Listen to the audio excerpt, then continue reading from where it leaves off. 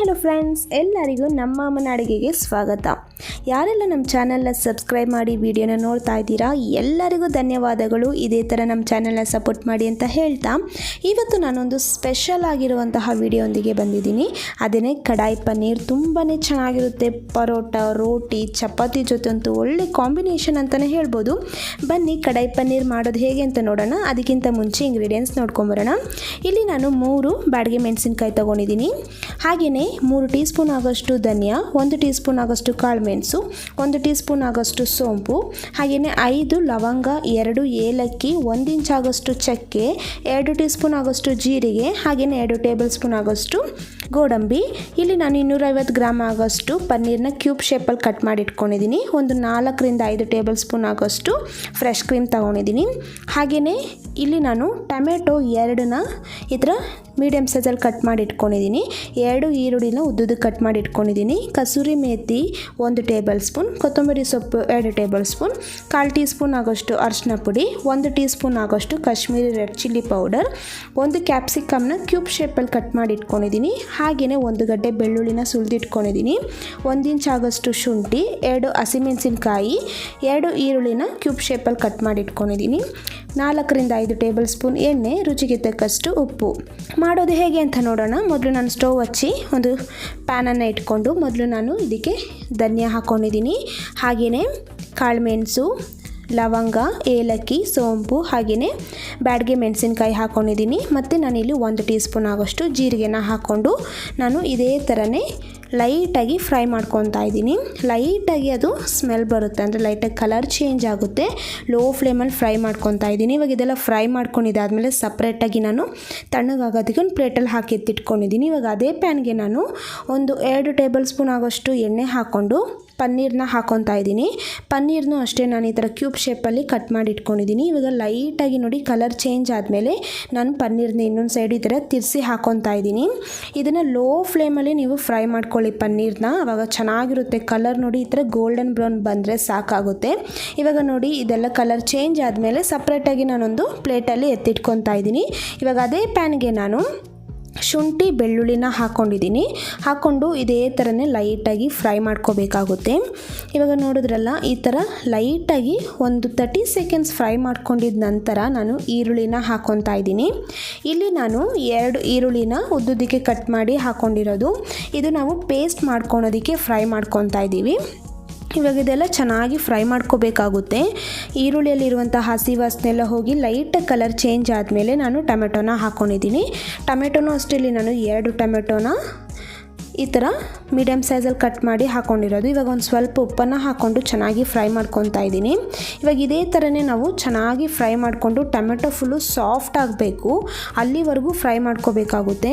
ಇವಾಗ ನಾನು ಇದೆಲ್ಲ ಚೆನ್ನಾಗಿ ಫ್ರೈ ಆದಮೇಲೆ ಲಾಸ್ಟಿಗೆ ಈ ಥರ ಗೋಡಂಬಿನ ಹಾಕ್ಕೊಂಡಿದ್ದೀನಿ.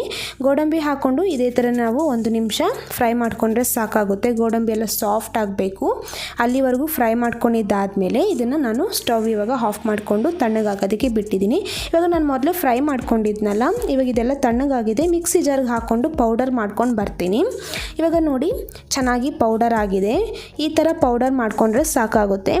ಇವಾಗ ನಾನು ಮಿಕ್ಸಿ ಜಾರಿಗೆ ಮತ್ತೆ ಇನ್ನೊಂದು ಸತಿ ಫ್ರೈ ಮಾಡಿಟ್ಕೊಂಡಿದ್ನಲ್ಲ ಈರುಳ್ಳಿ, ಟೊಮೆಟೊ, ಶುಂಠಿ, ಬೆಳ್ಳುಳ್ಳಿ ಹಾಗೆ ಗೋಡಂಬಿ, ಇದು ಫುಲ್ಲು ತಣ್ಣಗಾಗಿದೆ. ಇವಾಗ ಇದನ್ನು ಸಹ ನಾನು ಪೇಸ್ಟ್ ಮಾಡ್ಕೊಂಡು ಬರ್ತೀನಿ. ನೋಡಿ ಈ ಥರ ಚೆನ್ನಾಗಿ ಪೇಸ್ಟ್ ಮಾಡ್ಕೊಂಡಿದ್ದಾದಮೇಲೆ ನಾನು ಸ್ಟವ್ ಹಚ್ಚಿ ಕಡಾಯನ್ನು ಇಟ್ಕೊಂಡಿದ್ದೀನಿ. ಇವಾಗ ಮೊದಲು ಎಣ್ಣೆನ ಹಾಕ್ಕೊತಾ ಇದ್ದೀನಿ. ಒಂದು 2 ರಿಂದ 3 ಟೇಬಲ್ ಸ್ಪೂನ್ ಎಣ್ಣೆನ ಹಾಕಿದ್ದಾದಮೇಲೆ ಚಕ್ಕೆನ ಹಾಕ್ಕೊಂಡಿದ್ದೀನಿ. ಹಾಗೆಯೇ ಜೀರಿಗೆನ ಹಾಕ್ಕೊಂಡಿದ್ದೀನಿ. ಜೀರಿಗೆ 1 ಟೀ ಸ್ಪೂನ್ ಹಾಕ್ಕೊಂಡಿರೋದು. ಹಾಕ್ಕೊಂಡು ಲೈಟಾಗಿ ಈ ಥರ ಫ್ರೈ ಮಾಡ್ಕೋಬೇಕಾಗುತ್ತೆ.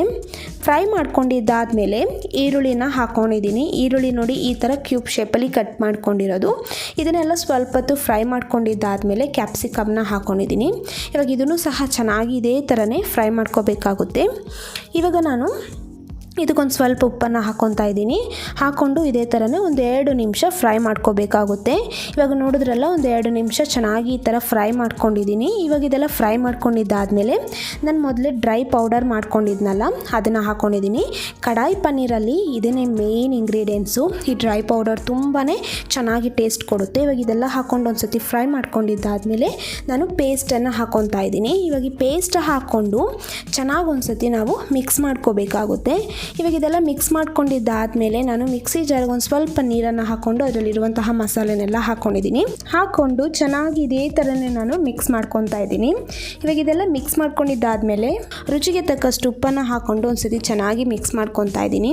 ಇವಾಗ ಇದೆಲ್ಲ ನೋಡಿ, ಇದೆಲ್ಲ ಮಿಕ್ಸ್ ಮಾಡ್ಕೊಂಡಿದ್ದಾದಮೇಲೆ ಇವಾಗ ಹಾಗೇ ನಾನು ಲೋ ಫ್ಲೇಮಲ್ಲಿ ಇದನ್ನು ಒಂದು 5 ನಿಮಿಷ ಅದನ್ನು ಚೆನ್ನಾಗಿ ನಾನು ಬೇಯೋದಕ್ಕೆ ಬಿಡ್ತಾ ಇದ್ದೀನಿ. ಮಸಾಲೆ ಎಲ್ಲ ಚೆನ್ನಾಗಿ ಹಸಿ ವಾಸನೆಲ್ಲ ಹೋಗಿ ಅದು ಚೆನ್ನಾಗಿ ಎಣ್ಣೆ ಬಿಡಬೇಕು. ನಾವು ಅಲ್ಲಿವರೆಗೂ ಇದನ್ನು ಫ್ರೈ ಮಾಡ್ಕೋಬೇಕಾಗುತ್ತೆ.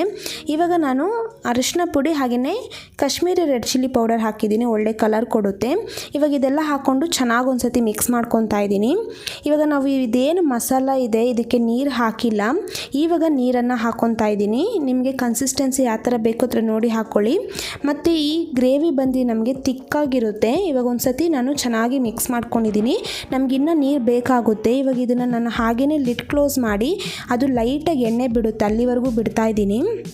ಇವಾಗ ಒಂದು 5 ನಿಮಿಷ ಆದಮೇಲೆ ನಾನು ಲಿಡ್ ಓಪನ್ ಮಾಡಿ ತೋರಿಸ್ತಾ ಇದ್ದೀನಿ. ನೋಡಿ ಯಾವ ಥರ ಡ್ರೈ ಆಗಿ ನೀರೆಲ್ಲ ಕಡಿಮೆ ಆಗಿದೆ ಅಂತ, ತಿಕ್ಕಾಗಿದೆ ಗ್ರೇವಿ. ಇವಾಗ ನಾನು ಒಂದು ಗ್ಲಾಸ್ ಆಗೋಷ್ಟು ನೀರು ಹಾಕ್ಕೊಂಡಿದ್ದೀನಿ.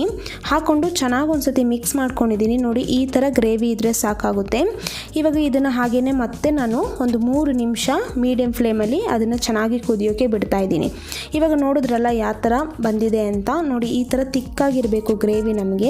ನಿಮಗೆ ಕನ್ಸಿಸ್ಟೆನ್ಸಿ ಯಾವ ಥರ ಬೇಕೋ ಅದ್ರ ನೋಡಿ ಸಹ ಹಾಕೋಬೋದು ನೀರನ್ನು. ಇವಾಗ ನಾನು ಕಸೂರಿ ಮೆಥಿನ ಹಾಕ್ಕೊಂಡಿದ್ದೀನಿ. ಹಾಕ್ಕೊಂಡು ಒಂದ್ಸತಿ ಚೆನ್ನಾಗಿದೆ ಈ ಥರನೇ ಮಿಕ್ಸ್ ಮಾಡ್ಕೊತಾ ಇದ್ದೀನಿ. ನೋಡಿದ್ರಲ್ಲ, ಇವಾಗ ಕಸೂರಿ ಮೆಥಿ ಹಾಕೋದ್ರಿಂದ ಒಂದು ಒಳ್ಳೆ ಫ್ಲೇವರ್ ಕೊಡುತ್ತೆ, ಟೇಸ್ಟು ಚೆನ್ನಾಗಿರುತ್ತೆ. ಇವಾಗ ನೋಡಿ ಈ ಟೈಮಲ್ಲಿ ನನಗೊಂದು ಸ್ವಲ್ಪ ನೀರು ಬೇಕಾಗಿತ್ತು. ಯಾಕಂದರೆ ಗ್ರೇವಿ ನಾವು ನೀರು ಹಾಕಿ ಅದನ್ನು ಹಾಗೆ ಬೇಯೋದಕ್ಕೆ ಬಿಡ್ತೀರಲ್ವ, ಅದು ನೀರಿನ ಅಂಶ ಕಡಿಮೆ ಆಗ್ತಾ ಇರುತ್ತೆ. ನಾವು ಆ ಟೈಮಲ್ಲಿ ಸ್ವಲ್ಪ ನೀರು ಬೇಕಂದರೆ ನೋಡಿ ಹಾಕೊಬೋದು. ಇವಾಗ ನಾನು ಮತ್ತೆ ಒಂದು ಅರ್ಧ ಗ್ಲಾಸ್ ನೀರು ಹಾಕ್ಕೊಂಡು ಒಂದ್ಸತಿ ಮಿಕ್ಸ್ ಮಾಡಿಕೊಂಡು ಒಂದು 2 ನಿಮಿಷ ಕುದಿಯೋಕ್ಕೆ ಬಿಟ್ಟಿದ್ದಾದಮೇಲೆ ನಾನು ಪನ್ನೀರ್ ಕ್ಯೂಬ್ಸ್ನ ಹಾಕ್ಕೊತಾ ಇದ್ದೀನಿ. ಪನ್ನೀರ್ ಹಾಕಿದ್ದಾದಮೇಲೆ ಇದೇ ಥರನೇ ಚೆನ್ನಾಗಿ ಒಂದ್ಸತಿ ಮಿಕ್ಸ್ ಮಾಡ್ಕೋಬೇಕಾಗುತ್ತೆ. ಮಿಕ್ಸ್ ಮಾಡಿಕೊಂಡು ಪನ್ನೀರೆಲ್ಲ ಮಸಾಲೆ ಎಲ್ಲ ಸೆಟ್ ಆಗೋದಕ್ಕೆ ಒಂದು 5 ನಿಮಿಷ ನಾನು ಹಾಗೆ ಲೋ ಫ್ಲೇಮಲ್ಲಿ ಬಿಟ್ಟಿದ್ದೀನಿ. ಇವಾಗ ನೋಡಿ ಹಾಗೇ ಒಂದು 5 ನಿಮಿಷ ಆದಮೇಲೆ ನಾನು ಒಂದ್ಸತಿ ಇದೇ ಥರನೇ ಮಿಕ್ಸ್ ಮಾಡ್ಕೊತಾ ಇದ್ದೀನಿ. ಇವಾಗ ಇದೆಲ್ಲ ಒಂದು ಸತಿ ಥರ ಮಿಕ್ಸ್ ಮಾಡ್ಕೊಂಡಿದ್ದಾದಮೇಲೆ ನಾನು ಲಾಸ್ಟಿಗೆ ಹಸಿಮೆಣಸಿನ್ಕಾಯಿ ಹಾಗೆಯೇ ಕೊತ್ತಂಬರಿ ಸೊಪ್ಪು ಮತ್ತು ಫ್ರೆಶ್ ಕ್ರೀಮನ್ನು ಹಾಕ್ಕೊಂಡು ಇದನ್ನು ಒಂದು ಸತಿ ಮಿಕ್ಸ್ ಮಾಡಿಕೊಂಡ್ರೆ ಕಡಾಯಿ ಪನ್ನೀರ್ ರೆಡಿಯಾಗಿದೆ. ನೋಡಿದ್ರಲ್ಲ, ಫ್ರೆಶ್ ಕ್ರೀಮ್ ಹಾಕೋ ಟೈಮಲ್ಲಿ ನೀವು ಲೋ ಫ್ಲೇಮಲ್ಲೇ ಇಟ್ಕೊಳ್ಳಿ. ಇವಾಗ ಇದನ್ನೆಲ್ಲ ಒಂದು ಸತಿ ಚೆನ್ನಾಗಿ ಮಿಕ್ಸ್ ಮಾಡಿಕೊಂಡ್ರೆ ಕಡಾಯಿ ಪನ್ನೀರ್ ರೆಡಿಯಾಗಿದೆ ಫ್ರೆಂಡ್ಸ್. ತುಂಬಾ ಚೆನ್ನಾಗಿರುತ್ತೆ ಟೇಸ್ಟ್ ಮಾತ್ರ. ಇವಾಗ ನಾನು ಸರ್ವಿಂಗ್ ಬೌಲಲ್ಲಿ ಸರ್ವ್ ಮಾಡ್ತಾಯಿದ್ದೀನಿ. ನೋಡಿದ್ರಲ್ಲಿ ಎಷ್ಟು ಚೆನ್ನಾಗಿ ಬಂದಿದೆ ಅಂತ. ಟೇಸ್ಟು ಸಹ ಅಷ್ಟೇ ಚೆನ್ನಾಗಿರುತ್ತೆ. ನೀವು ಈ ಥರ ರೆಸಿಪಿನ ಜೀರಾ ರೈಸ್ ಆಗಿರ್ಬೋದು, ಗೀ ರೈಸಿಗೆ ಒಳ್ಳೆ ಕಾಂಬಿನೇಷನ್ ಇರುತ್ತೆ. ಹಾಗೆಯೇ ಪರೋಟ, ಚಪಾತಿ, ರೋಟಿ ಇದಕ್ಕೆಲ್ಲ ಒಂದು ಸಖತ್ತಾಗಿರುತ್ತೆ ಕಾಂಬಿನೇಷನು. ನಾನಿಲ್ಲಿ ಪರೋಟ ಇಕ್ಕಿ ಸರ್ವ್ ಮಾಡಿದ್ದೀನಿ. ತುಂಬಾ ಚೆನ್ನಾಗಿರುತ್ತೆ ಟೇಸ್ಟ್ ಮಾತ್ರ. ನೀವು ಮನೆಗೆ ಯಾರಾದರೂ ಗೆಸ್ಟ್ ಬಂದಾಗ ಈ ಥರ ಎಲ್ಲ ಮಾಡ್ಬೋದು, ಸಖತ್ತಾಗಿರುತ್ತೆ. ನಿಮಗೆ ರೆಸಿಪಿ ಇಷ್ಟ ಆಗಿದ್ದರೆ ನೀವು ಸಹ ಮನೇಲಿ ಒಂದು ಸತಿ ಟ್ರೈ ಮಾಡಿ ಹೇಗೆ ಬಂತು ಅಂತ ಕಮೆಂಟ್ ಮಾಡಿ. ಹಾಗೆಯೇ ಮತ್ತಷ್ಟು ಈಸಿ ರೆಸಿಪೀಸಿಗೆ ನಮ್ಮ ಅಮ್ಮನ ಅಡುಗೆ ಚಾನಲ್ನ ಸಬ್ಸ್ಕ್ರೈಬ್ ಮಾಡ್ಕೊಳ್ಳಿ. ಹಾಗೆಯೇ ಪಕ್ಕದಲ್ಲಿ ಬರುವ ಬೆಲ್ ಐಕನ್ನ ಕ್ಲಿಕ್ ಮಾಡ್ಕೊಳ್ಳಿ. ಈ ವಿಡಿಯೋ ನೋಡಿರುವ ಎಲ್ಲ ವೀಕ್ಷಕರಿಗೂ ಧನ್ಯವಾದಗಳು.